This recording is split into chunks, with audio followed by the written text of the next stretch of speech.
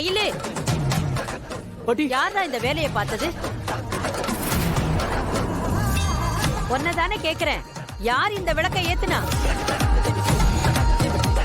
ஒவ்வொரு வருஷமும் இந்த விளக்க இந்த வீட்டோட மருமக, அதாவது நான் மட்டும்தான் ஏத்திட்டு வந்தேன்.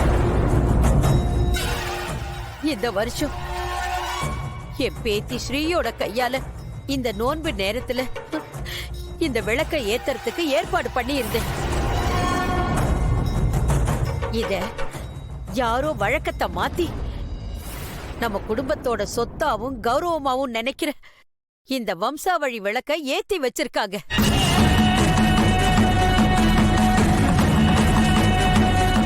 இந்த விளக்க யார் ஏத்துனாங்கன்னு எனக்கு தெரிஞ்சாகணும்.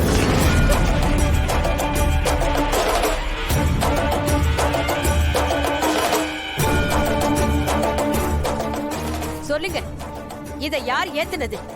எதுக்காக இப்படி பண்ணீங்க? மா, எதுக்குமா கத்திட்டு இருக்கீங்க? இந்த வேலையை பார்த்தது இதோ நிக்கிறாளே, அவ்வளவுதான்.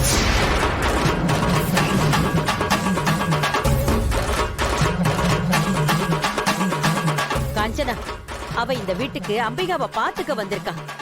அவ எப்படி இந்த விளக்க ஏத்தி இருப்பா? அவளா இல்ல. இப்ப இத யார் ஏத்துனாங்கன்னு எனக்கு தெரிஞ்சாகணும். சொல்லுங்க. நாம தானே விளக்கு ஏத்தணும். இந்த விளக்கு பத்தி நமக்கு எதுவும் தெரியாது. சரி, பண்டிகை நாள் அன்னைக்கு பூஜை ரூம்ல விளக்கு ஏத்தாம இருக்கேன்னு நான் ஏதோ தெரியாம விளக்கு ஏத்திட்டேனே. ஐயோ! ஏய், என்னடி திரு திருன்னு முழிக்கிற? நீதான் ஏத்துனியா? ஏய், கேக்குறாங்கல்ல, பதில் சொல்லாம தான் என்ன அர்த்தம்? நீதான் இந்த விளக்கு ஏத்துனியா? உன்னை தாண்டி கேட்டுட்டு இருக்கேன். வாய் திறந்து பதில் சொல்லு. இப்படி ஊம்ப கொட்டா மாதிரி நின்னுட்டு இருந்தா என்னடி அர்த்தம்? மா, எதுக்குமா மகா கிட்ட சண்டைக்கு போயிட்டு இருக்கீங்க? அவ ஏத்திருந்தா ஆமா ஏத்துனன்னு சொல்லிருக்க போறா. அவ ஏத்திருக்க மாட்டாமா? இல்லக்கா, நான் தான் ஏத்துனேன்.